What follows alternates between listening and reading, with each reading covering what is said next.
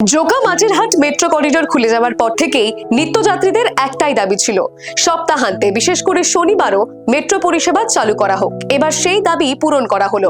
আগামী 22শে নভেম্বর থেকে সপ্তাহে 6 দিনই পার্পল লাইনে মেট্রো চলাচল করবে, অর্থাৎ সোমবার থেকে শনিবার পর্যন্ত এই রুটে ট্রেন চলবে।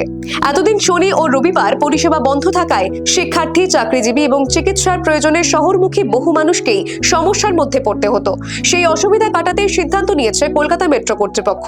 এই লাইনে আরো যাত্রী টানতে এবং নতুন মেট্রো ব্যবস্থাকে জনপ্রিয় করতে এই পরিষেবা বাড়ানোর সিদ্ধান্ত অত্যন্ত তাৎপর্যপূর্ণ বলেই মনে করছেন বিশেষজ্ঞরা। যাত্রীরা এখন থেকে জোকা, ঠাকুরপুকুর, শাহাপুর, শহীদ ক্ষুদিরাম স্টেশন হয়ে মাঝেরহাট পর্যন্ত নিরবিচ্ছিন্ন পরিষেবা পাবেন। জোকা মাঝেরহাট রুটে মেট্রো পরিষেবা বাড়ানোয় নিত্যযাত্রীদের মুখে হাসি। জোকা স্টেশনে দেখা গেল সেই উচ্ছ্বাস। শনিবারও মেট্রো চললে কাজের প্রয়োজনে আসা যাওয়ার সুবিধা হবে, সপ্তাহান্তে আর ভোগান্তির দিন থাকবে না, বললেন এক নিত্যযাত্রী। Bureau report, the wall news.